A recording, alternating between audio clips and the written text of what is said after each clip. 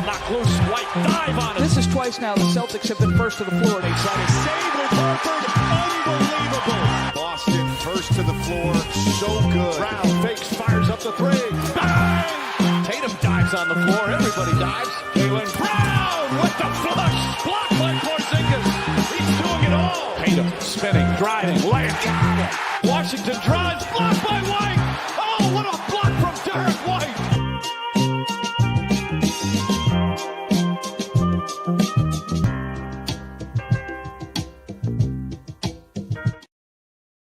All right, welcome into another episode of First to the Floor. Ben Vallis here, along with Jake Eisenberg. Thank you for joining us. Hope you're doing well. Jake, that's it. Regular season done. 61 wins. Gone are the worries of 500 ball in January. Instead, ahead of us, the worries of the postseason and potentially not repeating. How are you, Jake? I'm good. The playoffs are here. Yes, it's exciting. It's also terrifying. It's way less terrifying for me than last season. And it was like, they just have to win. They have to win. There's no other team that can even compete with us last year. They have to win. They have won. I'm still scared. I was really enjoying the stress-free W's on the way to 61 wins. But this time I'm ready to start the playoffs. And I do think that everybody's ready. The First to the Floor Discord is way too ready. I woke up to a Zion for Jaylen Brown trade discussion today, which was abhorrent. And you know who I'm talking about. I do. Tice, Anan in there. I'm looking at you. Disgusting behavior. So yeah, we need the playoffs to start so we can stop whatever nonsense is going on in there. Join the Discord though. Absolutely. Good stuff, not that often going on as well.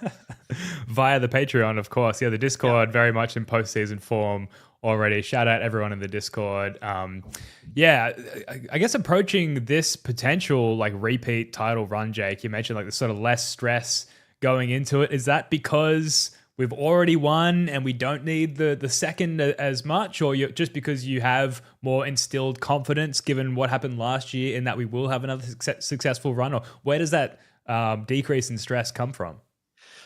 Well, we'll see what happens when the playoffs start as far as the stress levels go. Yeah, as soon as that ball goes up, yeah, the stress will as well. Yeah, it's purely the fact that we've got the title now. And like, obviously now that we're here and we've got a chance to win another one, like the proposition of having the back-to-back titles and being the first team to do it since the KD Warriors being on a very, very short list of teams to actually go back-to-back, like that would be quite nice. I think would be putting it lightly. And like you watching Celtic City. Oh, by the way, Celtic City, I sat down last night, like got cozy and completely got my days wrong for Celtic City. It's Tuesdays here. Yeah. Yeah. Got my days wrong, which was bad. But like that, we just got out of the 80s, like that Larry Bird era team never won back-to-back titles. Like that just tells you all you need to know about how hard it is to do. So it would be awesome, obviously, to add that to the list, but the fact that we've got one has me feeling a little more relaxed this season.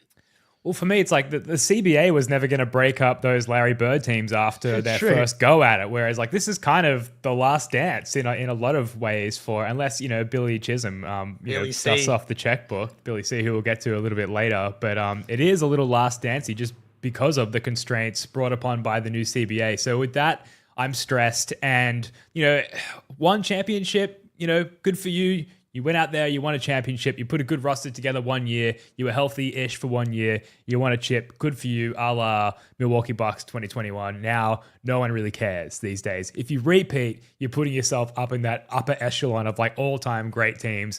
I want that. I need that, Jake, so badly. And for those reasons, must-wins are plenty ahead of us, including game one against whoever it is, the Hawks or the Magic, and we'll get to that in a second. But before we get to that, Jake, I've had the notice from the electrical company earlier this morning. The power is back on Walshy Island. 4 for 12 on threes. Yeah, Charlotte like in a boxing one. Legit boxing one. Walsh for three. Whoo! Easy as you like, Walshy. Beautiful stuff from Jordan Walsh. Thank God. we didn't need to see much, I'm notes to flip flop a little bit. I'm a very impressionable individual. All I need is a tiny bit of encouragement, and you can push me one way or the other. And to see Jordan Walsh, Celtics up 2 with the ball, a minute 20 to go, game 82, 61 wins on the line, the 2 seed locked up. Gotta have it. Big shot from Jordan Walsh from G League MVP JD Davidson right in the shooting pocket. What a moment. Shout out RJ in the chat here. We were watching it in the playback yesterday. And I actually went back and watched it, and I'm in the middle of just talking about JD Davidson's floater numbers from the G League. This was not an important game, but that moment stopped me dead in my tracks. By the way, JD Davidson shooting 40% from floater range in the G League. Not good. Not an NBA player potentially, but this moment, Jordan Walsh, the power's back on. The DJs have actually arrived at Firefest this time. There's a chance of this thing going ahead. We've got the water out of the tents. We've got the power back on, the lights on. The planes are coming in. Everything's back online at Walshy Island. Good to see it. A clutch shot in a must-win game. Jake, there was some Charles Lee versus Joe Mazzulla drama in this one. Oh, I thought this was maybe the only. Thank God for Joe Mazzulla and Charles Lee for respecting the game. I said it a little bit of instant reactions yesterday, but when the Hornets play the Celtics in Charles Lee's tenure, which is obviously only one season, in the previous 3 matchups, it's not a fair fight. The Celtics have just an otherworldly talent advantage, obviously. But yesterday, the talent advantage, much more even, much more of a fair fight.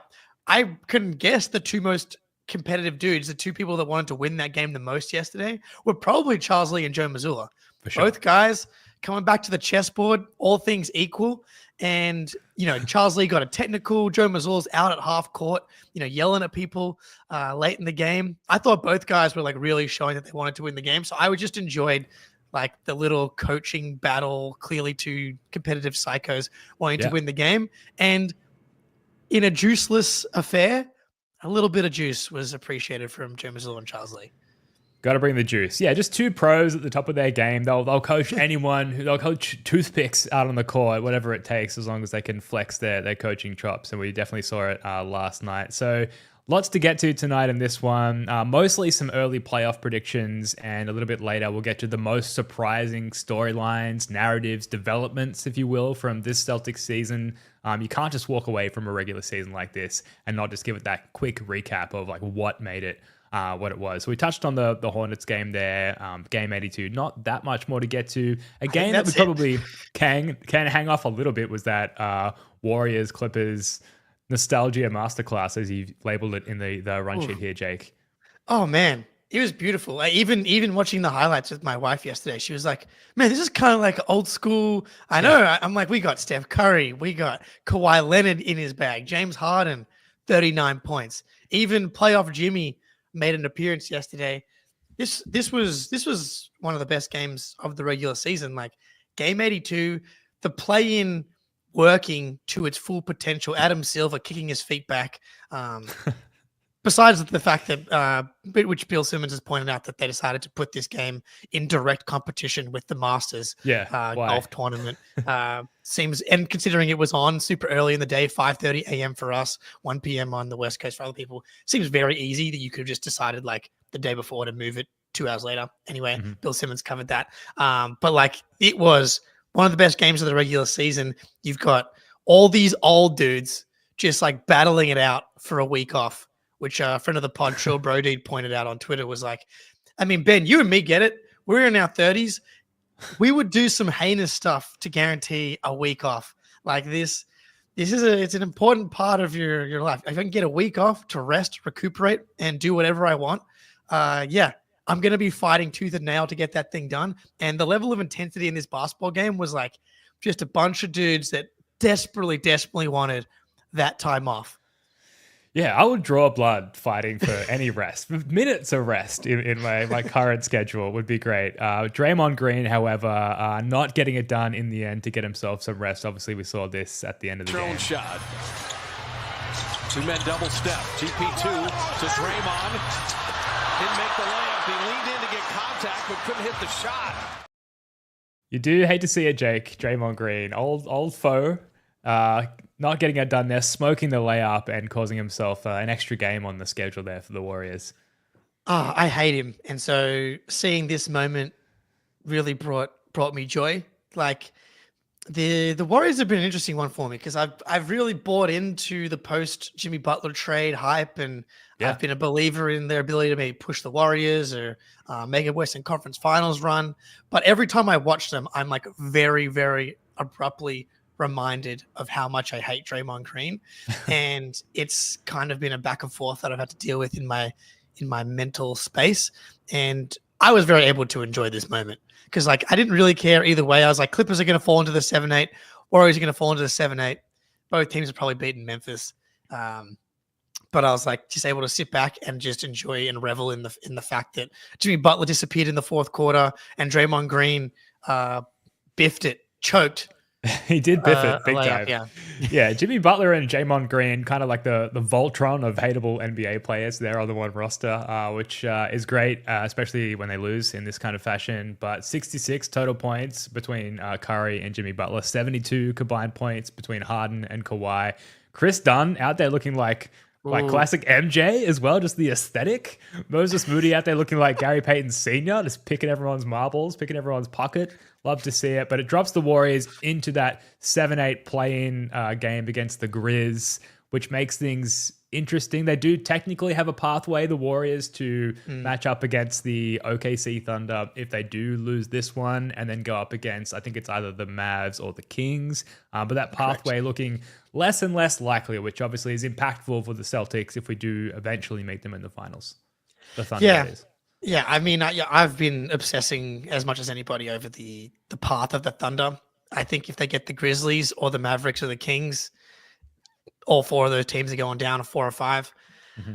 I'm not even sure that the Warriors are going to be able to push these guys to more than that, because if they do end up in that 8 spot, that means they will have played an additional play-in game, and they will have been playing they played an overtime, just bloodbath game against the Clippers, obviously.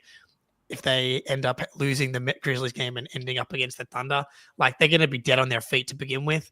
And like, I still believe in the high and upside of like a Steph Curry kind of, couple of games, and Draymond's defense and like the infrastructure, and Jimmy Butler, just like the fact that he goes from barely kind of looking like Ben Simmons at times in the regular season to a guy that's willing to take 20 plus shots in the playoffs is both like astounding to see that he's able to oscillate between like this weird kind of role player guy and a star-ish player in the playoffs. But it's also incredibly frustrating because it's like, we probably could have used this version of you like 3 extra times.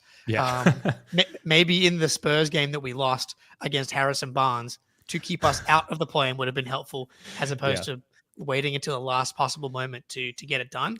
But yeah, just an insane turn of events to get the Warriors into that play-in bracket. You get that Harrison Barnes game winner against the Spurs, and you get like the healthiest looking Kawhi Leonard we've seen. I was going to say since the Raptors year, like when they won the title, but like he also played fuck all games during that season as well. So it was like they preserved his health, but he wasn't like the epitome of health during that season. But he was like double crossing, like getting downhill, getting to the bucket with ease. He looked like quick and springy. And I haven't watched a lot of the Clippers and their sort of 9-1 stretch to end the season, Jake. So I'm not like fully across the Kawhi reascendance, but it really stood out to me like just how quick and springy and like kind of young he looked in his old age. Oh yeah, he has been unreal down the stretch here. Like, it's not peak Kawhi. I don't think we're going to see peak. I mean, he's 33. Like, he's not going to become he was 27 in that Toronto season. Where his knees are 67. Let's be clear. Oh, right. Yeah. I mean, that knee's looking good. And I do wonder. So like, he tears his ACL in the end of, was it the 2022 playoffs? I'm pretty sure. Yeah. In the 2022-2023 playoffs, he plays 2 games against is it the Nuggets? I want to say. I'll just quickly, against Phoenix. That's right. And they ended up losing that series. And he was awesome in that first game. He goes off for 38 points on 24 shots, 31 points the next game. And then he's just out. And the ACL can sometimes be like a 2-year injury. He actually played 68 games last year, but by the end of the season, he was like hanging on the rim in the playoffs, scared to land, didn't play in the Olympics.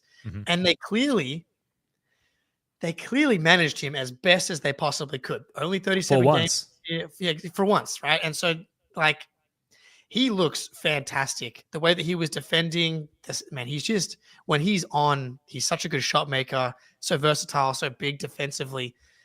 He was a real problem for them yesterday. He's going to be a real problem for Denver, and he's going to be a real problem for anyone.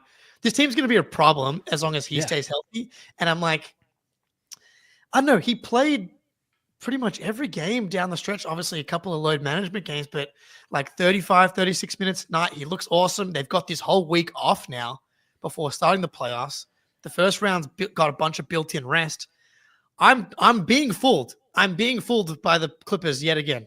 It's happening. Yeah, absolutely. And like Storm and Norm Powell looks decent. Harden looks pretty good as well. And this Kawhi situation is like a new emergence to the playoff narrative late in the regular season here. And the West playoffs were already going to be spicy enough as it is, or as it was. And now that just adds a new wrinkle to that whole situation, which is very exciting to watch from afar in Celtics land. And if there's hope for Kawhi Leonard's knees, then hopefully that can parlay into hope and more titles for Jaylen Brown and his knees as well, and us, obviously, of course. Lots to get to, so we better move on just quickly here on the run sheet. The Celtics officially end up with the 28th and 32nd pick in the upcoming draft. So the final 16 picks in the first round, as some of you may know, and the entire second round are determined by final regular season record, which means the C's have that 28th pick, and then the 32nd pick is via the Wizards. And I sort of briefly looked into how that came to be, and they essentially end up with the best of, it's like a Wizards pick, a Warriors pick, a Detroit pick as well. I don't recall which trade that came from. I think it was the Marcus trade. Yeah, I think you might be right, because it's sort of Wizards related, right? It has to be. I don't know. Yeah, these picks just getting too complicated. But I will say, very good. The Bub Carrington game winner against the Miami Heat, I believe. Was it against the Heat? I don't know. The Bob Carrington game winner actually dropped us from the 31st to the 32nd overall pick, if I'm not mistaken, and dropped the Wizards from like the best odds to the second best odds. So fingers crossed that the next Nikola Jokic doesn't get drafted at the 31st overall pick here, because that would be frustrating. But I'm excited and tantalized at the prospect of two late first, early second draft picks, which I'm sure Brad Stevens will parlay into yet another beautiful Baylor Shireman for all of us to get excited about. Another sweet sugar Shireman on the way, apparently. All right, let's get to the important stuff, the more stuff concerning the immediate future. Who are you rooting for, Jake, the Hawks or the Magic in the playing game tomorrow? I've locked in on wanting the Magic. I understand that the Hawks have kind of like fallen apart here late in the season. I want to have a look at their post All-Star break. They are 16th in net rating. The Magic are 13th, and there's a pretty, let's say, a 7-point gap in net rating there. But the playoffs are different to the regular season. Trae Young has the ability to bend our defense in a way that no one on the Orlando Magic has the ability to do consistently. Add that with Dyson Daniels being the best Jason Tatum defender I've seen all season, who has a case for Defensive Player of the Year. And I think, and they're really good at turning you over because of Dyson Daniels, and they're a really good offensive rebounding team. Quinn Snyder, I'm a believer in. I don't think either of these series are going longer than 5, but I like the controllable element of the Magic. It's like, if the Celtics play really good defense, I don't think the Magic can win a game, unless you're really destroyed in the 3-point percentage area. But if you guard the Magic, you're going to win every game. They just cannot score. Yeah, it's pretty simple in that the Magic can defend really well, can't really shoot. The Hawks can shoot really well, can't really defend. Obviously, Dyson Daniels is the sort of exception to that rule, but team schematic-wise can't really defend particularly well.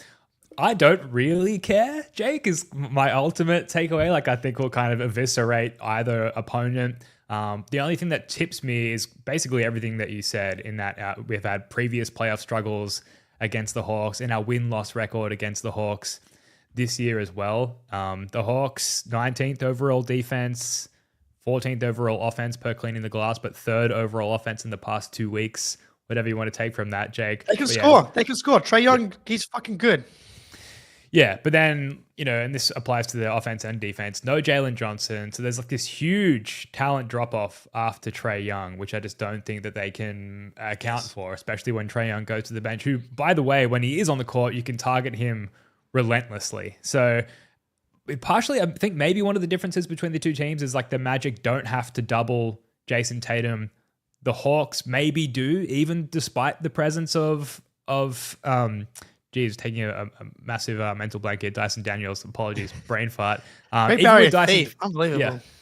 Yeah, incredibly and evidently. But even with Dyson Daniels on the court, like I still think the Hawks kind of eventually need to send doubles at JT. I think maybe the Magic can get away without having to do that just because of their overall size. Does that sort of point sway you at all either way, Jake? Yeah, it does. As you said earlier, as I said earlier, you can convince me of pretty much anything in this world if you make a good case. And my guiding philosophy, people have probably heard me talk about a million times, is like, I love the Celtics playing against bad defenses, and the Magic have a bad defense. So as I said, doesn't matter who we play, but I've just convinced myself that the Magic is like the more controllable of the matchup, and you're less susceptible to like devil Magic shooting variance stuff. And so that's why I like the Magic. But yeah, it doesn't matter. Can Franz shoot? Every time I check in on the Magic, he's either remembered how to shoot again or he's forgotten how to shoot again. I thought you said France. And I was France. My Aussie accent is coming out to play. Yeah, here. I was like, the French national team is not the best shooting team in the FIBA circuit. Can France shoot? France. No. He's back below 30% on the season, and his shot looks broken to me. Despite like him early in the season, him going on a tear, and I was like, this is the guy that I've believed in is going to be better than Paolo.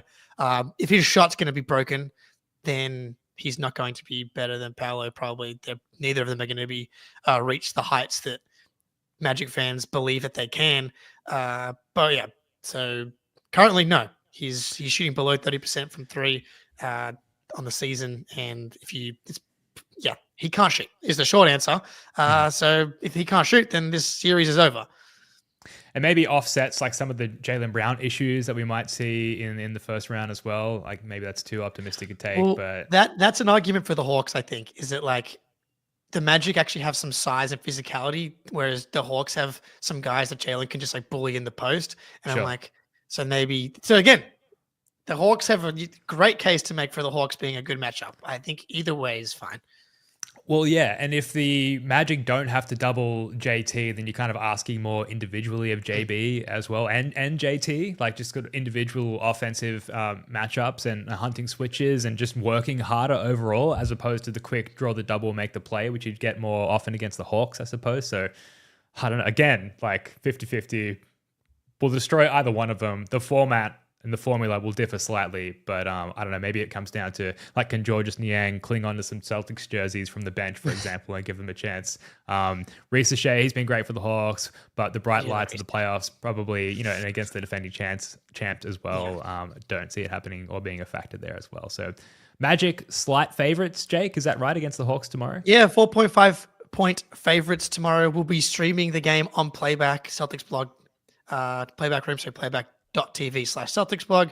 I'll be there streaming the game, changing my mind about who I want to win probably like 20 times within the game. So make sure you're there for that one.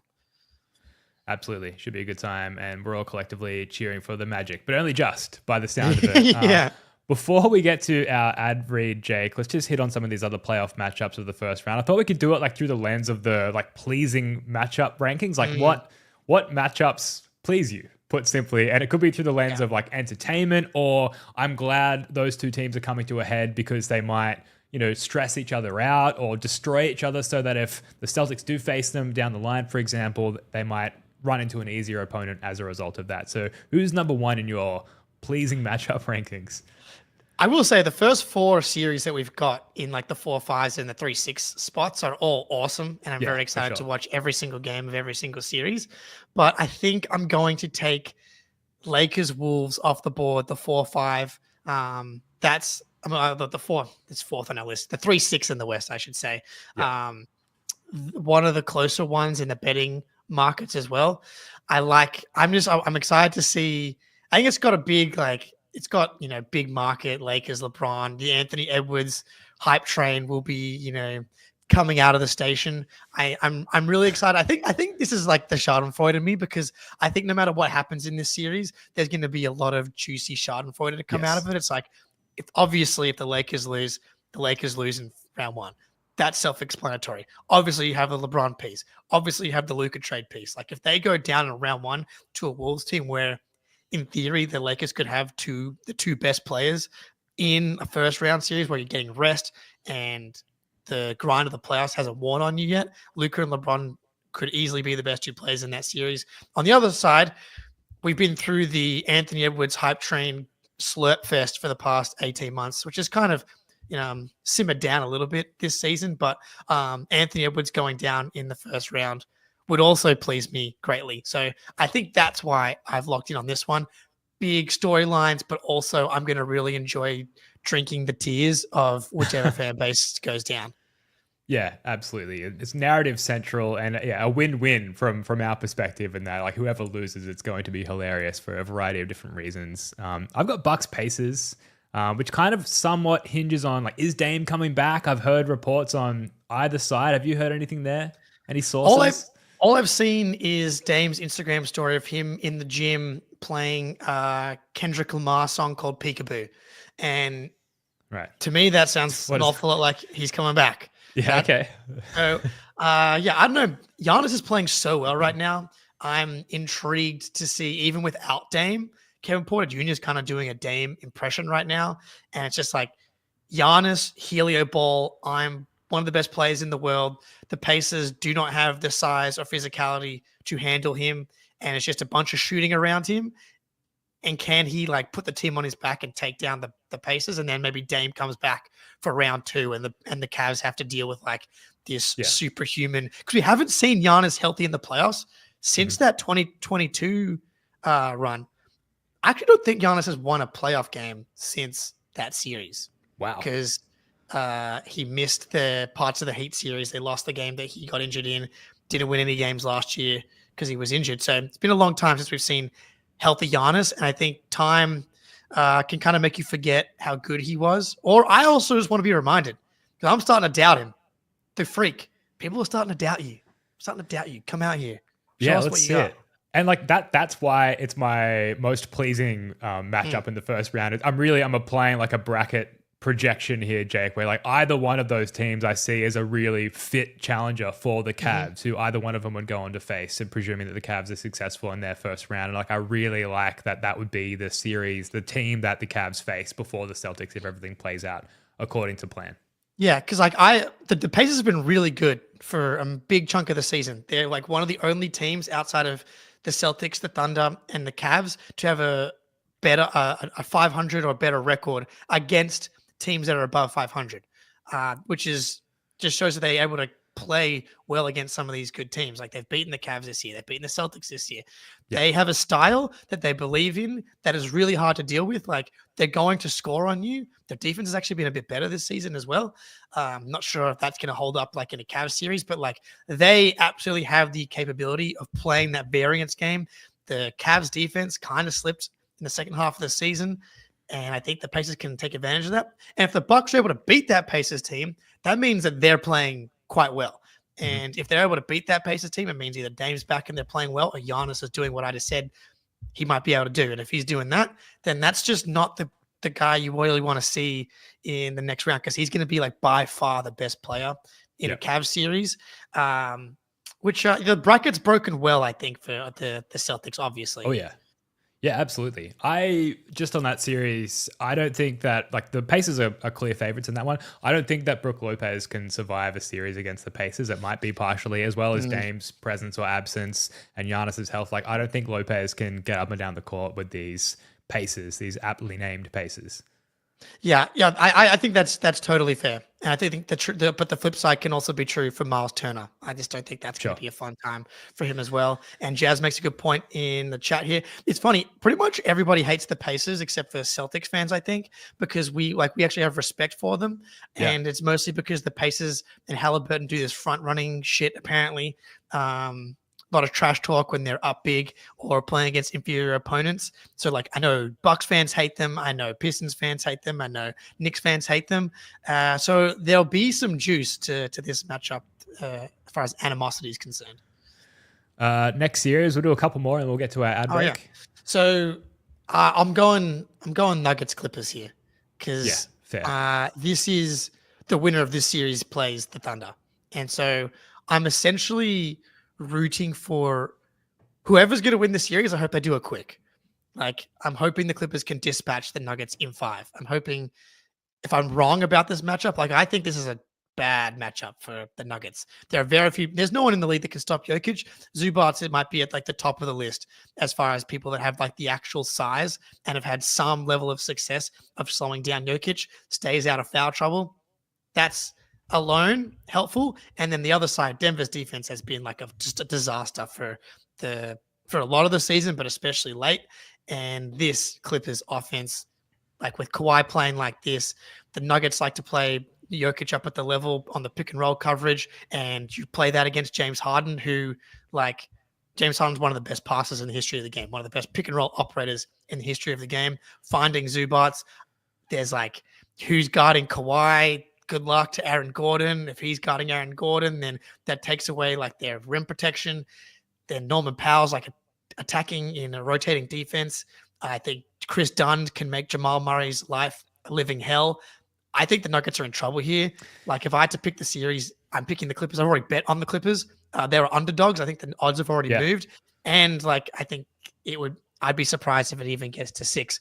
But again, similar to my Bucks thing, if the Nuggets are able to win this thing, that means that they've figured some shit out. Jokic has gone to a level. Jamal Murray's healthy, and now they're a problem for the Thunder.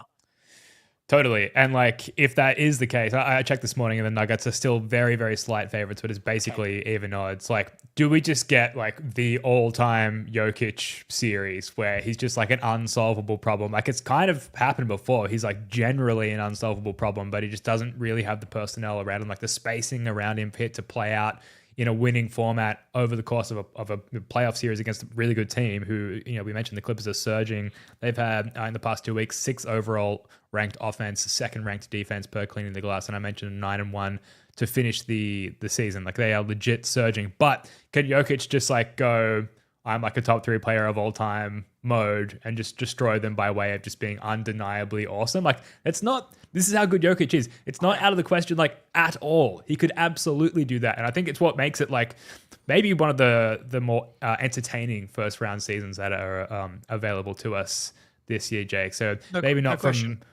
ranked number 1 from like a Schadenfreude, like pleasing to Celtics fans standpoint, but just like overall raw entertainment. Like this is number 1 for me. So that's really cool out. The talent level on both sides, Jokic, it would not surprise me at all still. Like I'm picking the Clippers. I think that the matchup really favors them, but like Jokic going complete God mode and reminding everybody that he just had maybe the best offensive season in the history of the NBA. Yeah, that's on the table as well. Knicks Pistons, I think will also be entertaining. Yeah. Knicks heavy favorite to this one. I was kind of surprised to see, although like I think I can see it. The Pistons will probably give them some issues. Like this is a question for you, Jake. Like why can't they just attack Cat with Cade similar to how we utilize Tatum? Obviously Tatum is like above and beyond Cade's capabilities, but like just in its principle, in its format, in attacking holes in the Knicks defense, like why wouldn't you just go at Cat with a smaller, more agile player, a la Jason Tatum? Yeah, I think part of it is that like the Pistons just don't have the multiple ball handlers and the multiple creators, so it's like can Tibbs cook up some schemes to make things like play the gaps on Cade and get the ball out of his hands, make Malik Beasley put it on the ground a little bit.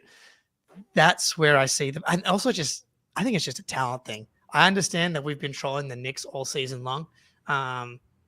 But Pistons have never been there before. Don't have a single player on the team, I don't think, that's been to the playoffs. Oh, Malik Beasley's probably been there before, but that whole roster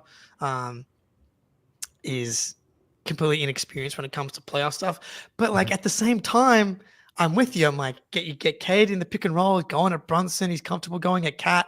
Asar Thompson on the other end. You put him on Brunson. You have him try and make Brunson's life a living hell. Yeah. You know, like you can do some switching stuff with some of their wing guys, but at the same time, it's like Tobias Harris is going to be playing a lot of minutes, and we've seen how Tobias Harris, Tim Hardaway Jr., like Malik Beasley, I get he's had a great season, but we're talking about like getting stops in the playoffs. Mm-hmm. Maybe some of that is just a lot of regular season-y stuff.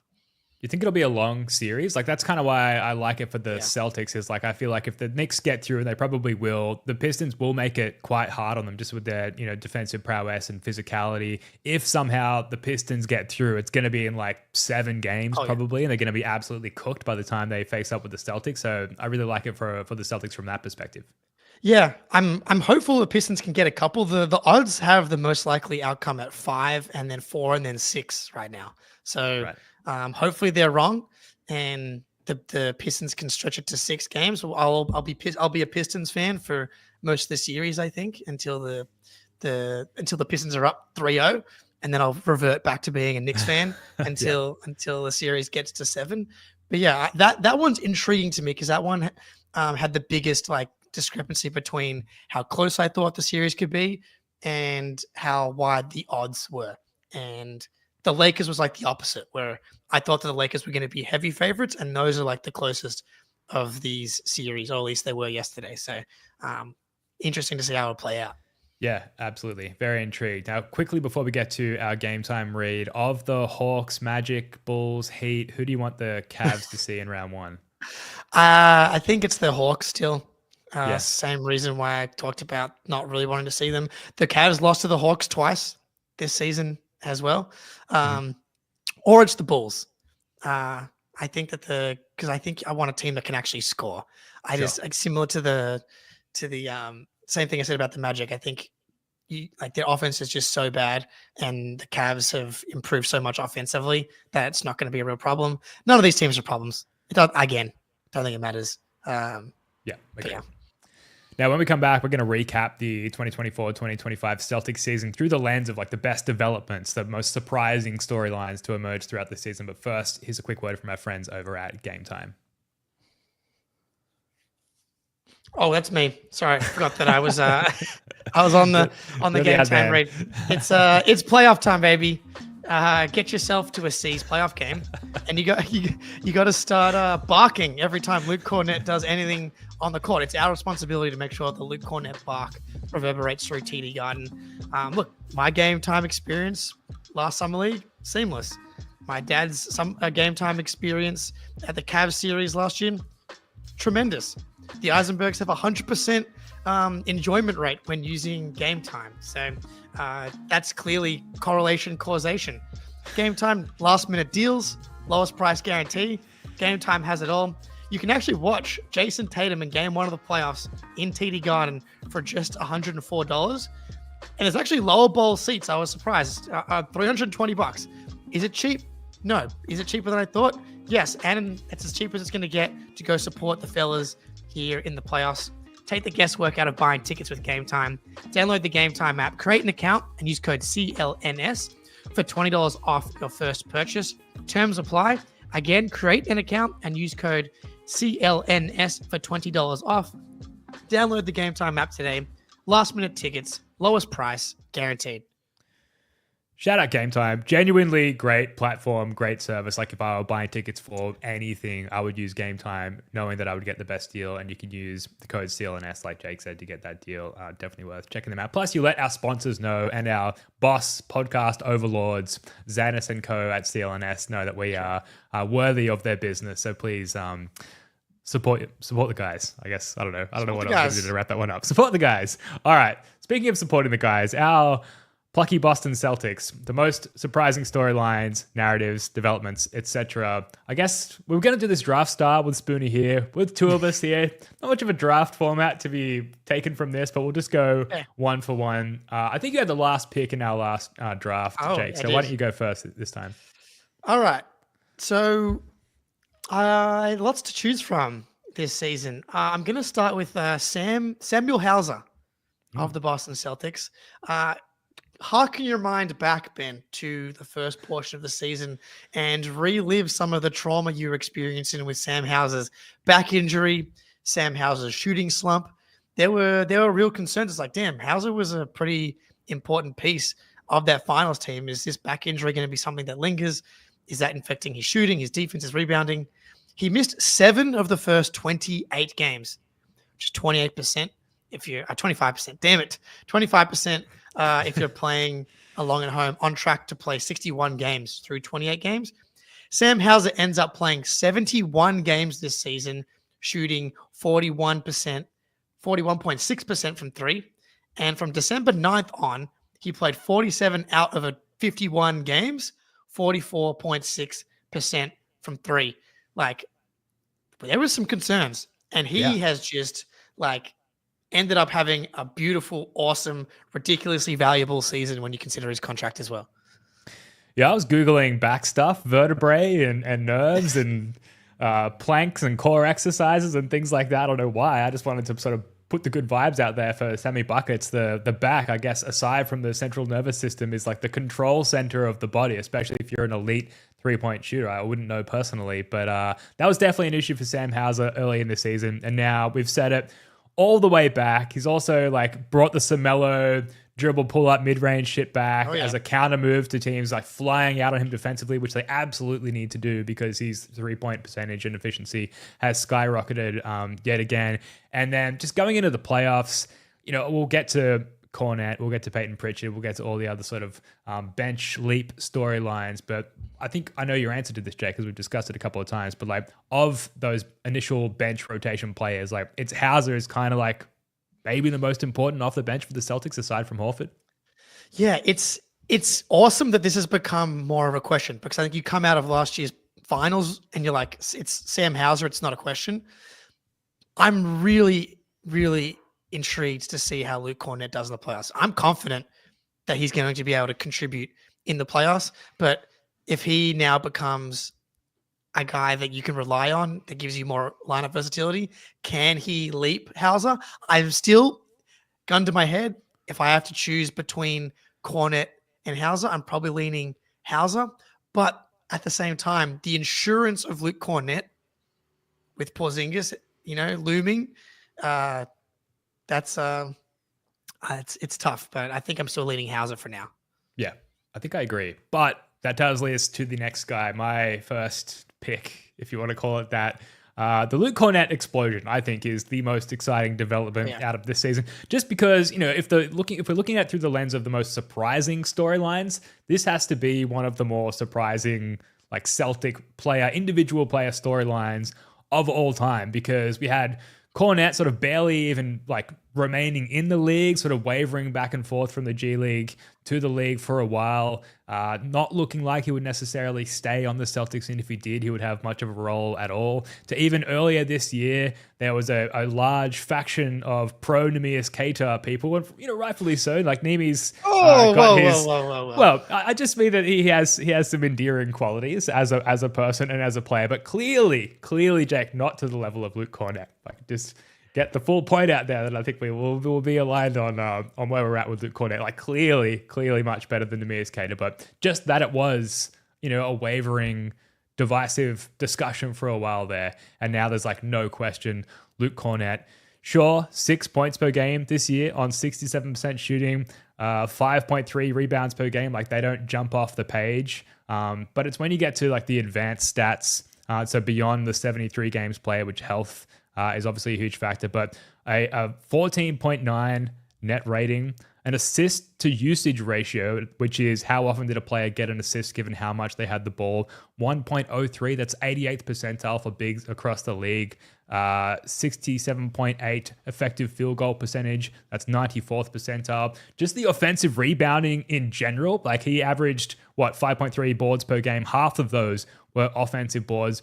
The Corn Hub, and I'll get to Oz Celtics fans' message in a second. The Corn Hub, like offensive hub, the short roll into like quick reads. Halfway through the season, he started like actually paying attention to the rim, and one of those reads was just like taking it to the cup and like slamming it or dumping it off or kicking it out to the corners. Like it is this offensive hub, and you know that you can look at little things like the rebounding, the rim aggression, but the ability to make those quick reads, like that's an advanced skill set, and that's come about seemingly out of nowhere, but in reality it's through years of player development with the Celtics coaching staff, and that is just like such a good story for Luke individually, for us as fans, but holistically for the Celtics franchise to be able to be capable of that level of player development. And we've seen that beyond Luke Cornett as well. That's huge for the current team. It's huge for the G League guys as well. And it's huge for other players as well from a free agency perspective or a signing perspective to look at the Celtics more favorably than other teams across the league, Jake. So it's such a winning story. It's such a spicy development.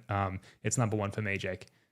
Yeah, shout out Oz Celtics fan for the super chat. Appreciate you. Special shout out to my first to the floor guys for bringing it all season long. Special shout out to you, Oz Celtics fan. Appreciate you cheers, bro. with the super chat. Really appreciate it.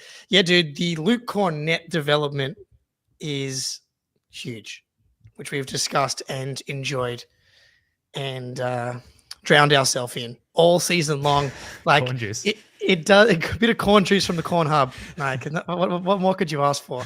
Like this, it feels like a 2-year development, and there was definitely signs of blooming last season, but he took another step forward this year, and he essentially doubled, not doubled the minutes he played, but like, he almost doubled the amount of minutes he played with Jason Tatum this season. And a big part of the development, Ben, is the mind meld with Jason Tatum and the ability to be impactful and be elite when sharing the court with Tatum. And like, you know, the Celtics have been so successful with stretch bigs with Porzingis and Horford for years now. But to see Tatum be so successful with a pick and roll big that, you know, you go back to Rob Williams, like, you're like, of course, you know, you just throw that ball up to anybody, to any spot near the backboard, and Rob Williams can kind of go get it.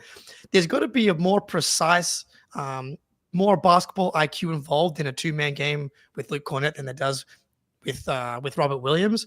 But yeah, his development with Jason Tatum in the pick and roll has meant that the Tatum bench minutes have been more successful. So like Tatum and Cornett, when sharing the court this season, 14.82 net rating, elite, like ridiculous numbers. Actually down from last season at 15.64, but the difference is they played 866 minutes this season versus 494 minutes last season. Yeah, so it's huge. like smaller sample size last year, but now it's 2 years of like really building on this chemistry. And it's like, man, we really have to keep this guy. You talked about the Corn Hub and his passing and his short roll stuff. He leads the team in seconds per touch, ahead of even Al Horford this year. And he really is filling that role, obviously not from the shooting side of things from Horford, but that quick decision maker, that connector, the one that gets the Missoula ball offense popping. Like when Porzingis is out there, we're a little bit more purposeful, you know, with matchup hunting and stuff like that. When Luke's out there, the ball movements, you know, popping, the ball's really moving around. Like what he's been able to do this season with Tatum and the offense has been beautiful, and his defense has improved. He's 51% field goal percentage allowed on shots within 6 feet. That's 7th in the NBA. You mentioned the offensive rebounding. He's 9th in the NBA in rebounding percentage. Like you're able to generate more possessions for this team, for a team that has elite shooters everywhere. If all Cornett's tapping out balls, like you're just getting nice, beautiful spot opportunities.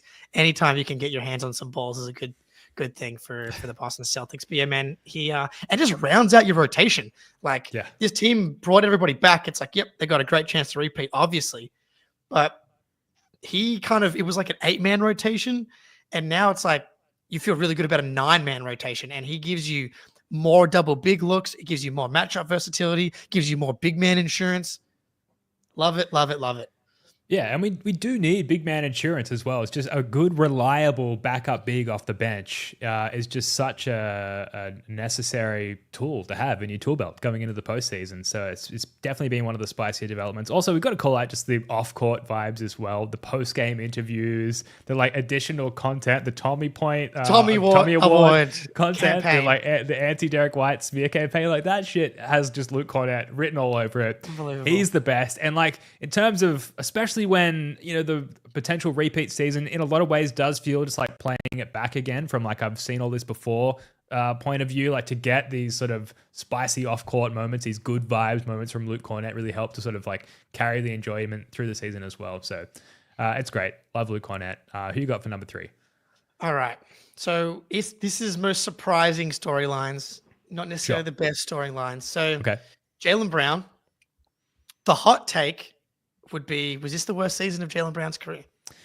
Least efficient scoring season since 2018-19, least efficient scoring season since he became the number 2 guy, played the least games of his entire career, 63 games this season. He played 58 in 2021, but that was a 72-game season, so he played less total games percentage-wise this season. Defense slipped compared to last season. Now, I'm not going to make that argument because I think he did a lot of other things, but I do think that it was a rough season for Jaylen in some regard, which was, I think, one of the biggest storylines. And the Celtics were able to survive that and still win 61 games despite some of this stuff. But I would say his passing development being something that's kind of gone under the radar in like the national media, not so much in first to the floor land because we've noticed it and made sure to talk about it. But career high in assists, 4.5. Despite having the same amount of usage last season, career high assist to turnover, career high assist percentage. And the on-offs this season are actually better despite the scoring efficiency being worse this year. So this season, Jaylen on 9.03, Jaylen off 9.23, whereas last season, Jaylen on 8.22, Jaylen off 16.0. So there was like a massive gap between those last year, and now it was like pretty much even whether or not he was on or off the court. So there was some awesome stuff from Jaylen Brown this season between both the health and the scoring efficiency wise. But I think that the passing improvement and the commitment to like focusing on the playmaking, especially from the post, I think was actually better for the overall health of the offense at times.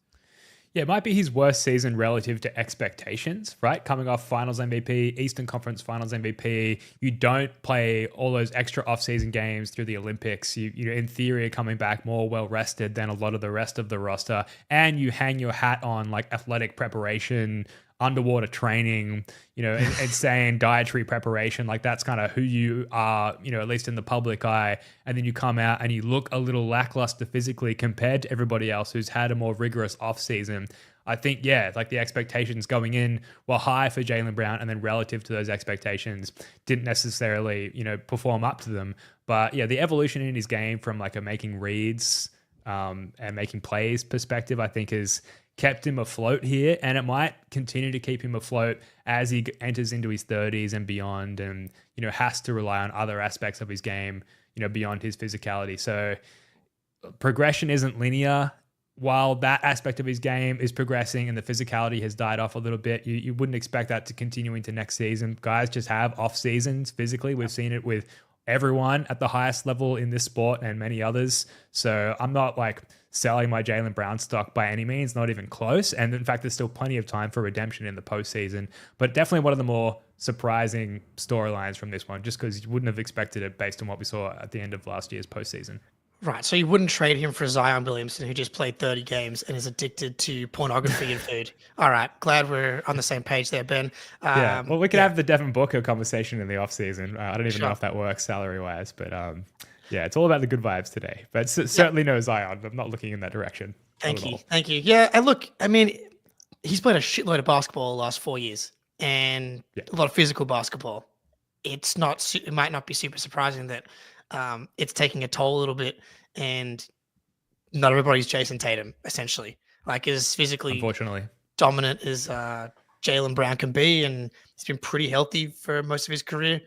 Like, I don't think that maybe we managed Jalen's health as well as we could have this year. I think that's both on Jalen and the medical staff. But sometimes that just happens. Like you're playing professional sports. Like sometimes you just have a season where your body doesn't cooperate as much as it has in previous years. Yeah, I have that just in individual days in my late 30s, most days, let's be honest. I think we can zip through the rest of these just in the interest of time and typically trying to keep these pods to around an hour. But is it my pick? It's my pick. It's your pick. Peyton Pritchard, I've got here in the run sheet, PP shooting ropes. 1.29 points per shot attempt. That's 100th percentile. That's first in the league for point guards. Coming in second is SGA. Peyton Pritchard has been incredibly efficient off the bench. He is not necessarily a lock for sixth man of the year, but he's like a clear favorite in the betting odds, which all those markets, from what I could tell this morning, are completely shut down. I couldn't find anywhere to place a bet on that. So it's probably done and dusted at this point. Landon Lakes in the chat. Here we go. I don't think we're going to go in too hard with the PP puns, but just because like to put it quite seriously, like he was incredible this year. And it is surprising to some degree because his flaws always sort of come to fruition, to the forefront in the postseason. And having obviously ended last season with the postseason, you go into the next regular season with your sort of expectations set by what you saw in the playoffs. And for him to be this effective, this consistently throughout the entirety of the regular season, to the point where he's like getting legitimate six man of the year recognition and like breaking all kinds of efficiency and volume records off the bench is amazing. I think defensively, we've talked about it all year, like his foundation, his like physical base has gotten a lot stronger, and he's not going to suddenly get taller out of nowhere, but he is thicker, veinier, you might say. I don't know if some might say that, and just generally stronger and more able to like stay in front of his man defensively. So he has done seemingly absolutely everything he can do to improve every facet of his game on both sides of the ball.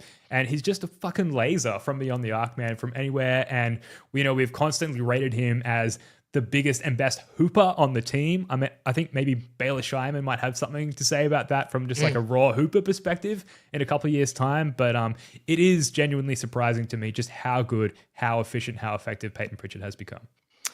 The stamina, the performance, the satisfaction I think we all received from Fast PP this season, I think was at all-time high. And it's something that I look up to. That level of satisfaction. But yeah, he's been awesome and a big reason why the Celtics got to 61 wins. He allowed Drew to take some time off. He allowed Porzingis to take off half the season and be really effective. Horford played 60 games, 5 games less than last season. Massive reason why the Celtics were able to get to 61 wins is that you can just like scale up Peyton Pritchard on a variety of nights and Celtics win. And here's the thing. The numbers against some of the better defenses and better teams are not awesome. I think it's potentially a sample size thing. Me and Spoonie covered a lot of Pritchard stuff on the Patreon pod if you want to catch that one. So like we did a full deep dive on the six man of the year stuff. If he was really good against every good team, he would be an all NBA player. So it's like this expectation that he should be able to do what he does against every team night in, night out. If he was, then he would legitimately be, Steph Curry. Like that's the reality of being a 7th or 8th man, is that if you're doing what you're doing, if he's putting up 20 points per night every night, then he'd be an all-star. So, and he's not an all-star. Like that's why he's getting paid $7 million a year, which is a great contract. But keep your expectations in check. He shouldn't necessarily be able to have a good game every single night, every single playoff game. That's reserved for a very, very, very, very select few of players in the NBA, and they're on first team all NBA. That's kind of it. Yeah, the tragedy of PP just being just too small to be considered elite is a fable that I'm all too familiar with. But I think we'll leave it there. We can zip through the rest of these, Jake, just to wrap up on time. But what do you got next, very quickly? I mean, the Tatum like passing leap overall improvement. Like, I mean, the overall scoring efficiency was slightly down to last season, but like he ends the season, depending on how many decimal points you want to use, at 6 assists, pretty much on the dot, 5.986 assists. As Z Gamer told me, he's not counting it as 6 assists because Ted Williams would never count his 400 batting average season if it was 3.9 999. You got to get to that 400 mark, but playmaking jump, last 20 games, 7.1 assists per game. But honestly, Ben, I just think the overall command vibe of Jason Tatum this season, like he just took it up a level. Yes. True alpha in a season when Jaylen Brown wasn't as good. You had guys kind of in and out of the lineup more than last season. He plays 74 games or whatever it was this year. He is a captain's knock of a season. That's what we got from Jason Tatum. Career high in rim finishing, career high in rim numbers. Mid-range numbers this season, which I think is like potentially a big deal for the playoffs. Like 51st percentile in mid-range, 65th percentile in long mid-range. Like, compared to last season where he was in the 37th percentile, he just done just enough at the rim and in the mid-range to offset a bit of a dip in the three-point stuff. But I've really become an anti-scoring efficiency guy now. I don't care if Tatum has a 56, 57% scoring efficiency. As long as teams are terrified of him and they don't start guarding him differently, he's going to generate Missoula ball offense. I realized Bradley Beal had a 60% true shooting yesterday, and I was like, I don't care about scoring efficiency anymore. So, sure. Captain's knock of a season from Tatum. Yeah, just overall way more command on the court, both sides of the ball, to the point where he shot his lowest three-point efficiency so far within his career. And I'm like, and this is something I would have like absolutely died on in prior seasons, but just genuinely, who cares? He's fucking awesome. And teams have an absolute nightmare trying to problem solve everything that Jason Tatum brings to a basketball game. So I don't know. And also maybe a bit of a lazy approach to like finding good looks shooting wise in the final quadrant of the season for Jason Tatum, if you do want to nitpick at that 3-point shooting stat. But yeah, just like absolutely at the top of his game. Looks like he's continuing to ascend as well. So excited, obviously, for the next like few years of Jason Tatum, and like well and truly under contract as a Boston Celtics. So life is good. I'm going to rattle through a couple here, maybe 3 or 4, and you can pick what stands out to you, Jake, just in the interest of time. Bill Chisholm, seems like a cool guy. Seems like he's willing to get on the duck boat with us and ride it out and dust off the checkbook. Back-to-back 60 wins, obviously a huge achievement for any team in any point in NBA history. Kristaps Porzingis, one of the all-time great fake illnesses to take games off and preserve oneself for the playoffs. And Al Horford, still very good at basketball. All amazing and surprising developments. Well, Al Horford's not surprising at all. I think that we can remove that one. Spoonie and I had you guys getting too old one. Not me. No, I didn't waver for one moment. And then Al Horford went on this particular stretch to close the season, as he always does and always will. Kristaps Porzingis, I had a roller coaster of a season personally with Kristaps Porzingis. I was trading him for some ghastly trade ideas, which were just floated, by the way. Never said I would do them, no question. I would also say there were some less ghastly trade ideas in there. But he's playing the best basketball of his career. He's leading the league in defensive field goal percentage for shots within 6 feet. Like, he looks awesome physically. He also just looks badass now because he's got that slice across his nose. He's as healthy as he could be going into the playoffs. Just like, please, Lord, be healthy for the playoff run. But man, the fake plague, really smart move from Brad Stevens in the front office to give him that like 2 weeks off. Yeah, whatever the next Celtics documentary is, if it's Celtics City now, I guess it's Celtics Country or Celtics Planet or Celtics Galaxy. They're going to have the deep dive into like the Red Auerbach-esque like creation and deviance of Brad Stevens and co coming up with a fake plague for Latvian Moses there. Anything else as far as surprising narratives or anything you want to get to before we wrap this one up? That's We're running over time here. Yeah, I mean, I would recommend people read the Bill Chisholm article that Jay King wrote on The Athletic about like him as a college soccer player, like at Dartmouth. Lots of Bill Chisholm, Billy C. Kool-Aid coming out about like I feel as good as I could feel, I guess, about what he's going to want to do with the team. Again, it's all just words on a page and words out of his mouth until he writes the check. But that was a good read. Yeah, man, it's been a good year. There's not many holes to poke at in this regular season. I really just like the 61 wins. Things didn't go perfect for this team. Like sure. they were, I think I saw they were top 10 in wins over replacement lost to injury this season. And they still won 61 games. I think you can give a lot of that credit to Tatum, Hauser, Pritchard, Cornette, like those guys stepping up with some guys out of the lineup and some guys not having their best seasons. But like, I think that the culture, the buy-in, the talent, it's all there. It's one of the best title defenses you're going to see. Just like back-to-back 60-win seasons after winning the title. Very, very rare. Yeah, good season. Would rate it. We'll rate it a 9 out of 10. I had a good time. All right, that's going to do it for this one. We're going to be back on Wednesday night with Chris Forsberg from NBC Sports Boston to do some more playoff forecasting. We'll know our first round matchup by that point, so more of a deep dive into that first round. And it's just always a good time hanging out with Forsberg as well. We'd love to have him on the show. So subscribe. There's plenty of you here. We'd really appreciate it if you hit that like button and subscribe so you don't miss any of our upcoming shows. Jake will, of course, be hosting all of the Celtics playoff games on Playback. That's playback.tv/Celtics blog. The link is below in the description. Jake Eisenberg, love your work, man. Until next time, go Celtics.